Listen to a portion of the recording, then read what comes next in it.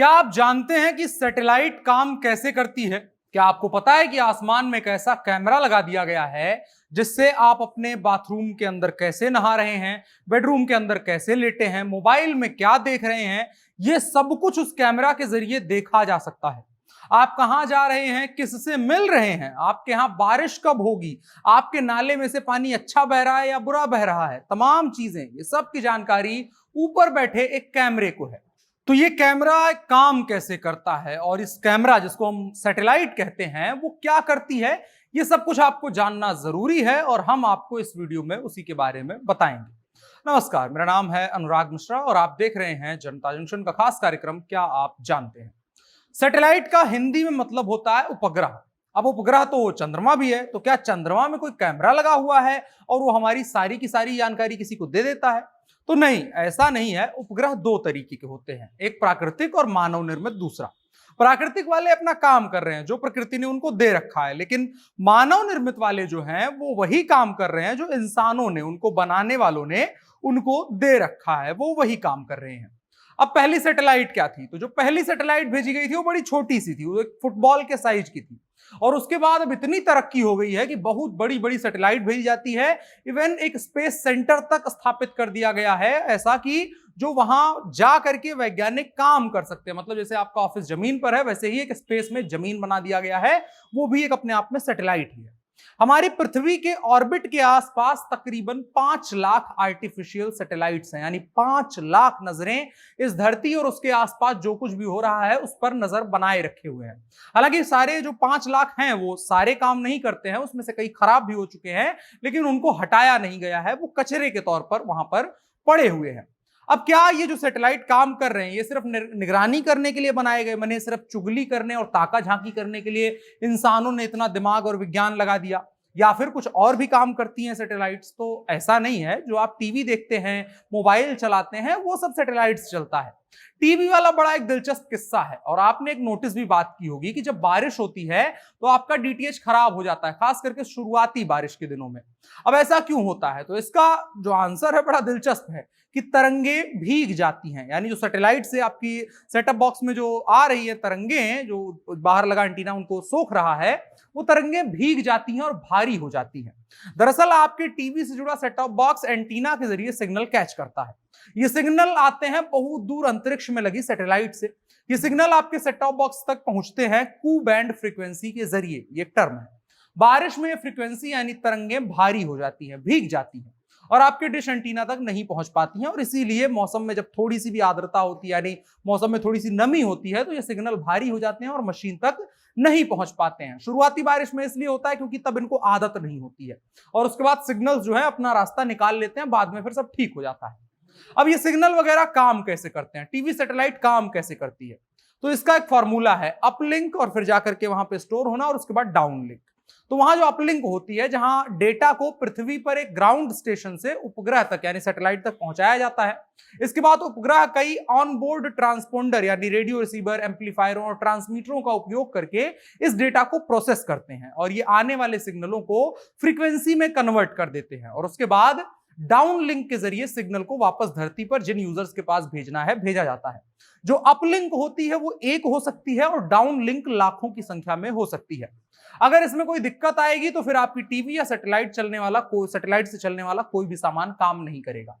अब अंतरिक्ष में रहती है सैटेलाइट, 5 लाख सैटेलाइट है, तो एक दिमाग में सवाल आता होगा, भाई आपस में लड़ क्यों नहीं जाती हैं? तो इसका एक ऑर्बिटल रास्ता बनाया जाता है। जैसे सौरमंडल में आपने देखा होगा कि हर ग्रह उपग्रह का एक ऑर्बिट होता है, जिससे वो कभी बाहर नहीं जाते और ऐसे घूम रहे हैं सदियों से। वैसा ही मानव निर्मित उपग्रह के साथ भी किया जाता है, ऑर्बिट बनाया जाता है और उनको आपस में लड़ने से रोका जाता है। और सारे सैटेलाइट जो होते हैं वो घूमते टहलते नहीं रहते हैं, एक जगह पर रुके रहते हैं। आपने एक फिल्म भी देखी होगी, उसमें भी ऐसा ही हुआ था कि सैटेलाइट का बड़ा नापा तोला जाता है और उसके बाद देखा जाता है कि सैटेलाइट का कैमरा किस टाइम पर उस जगह से मूव करेगा, तब उस ऑपरेशन को किया जाएगा। ये किसी मिलिट्री ऑपरेशन का वो सीन था।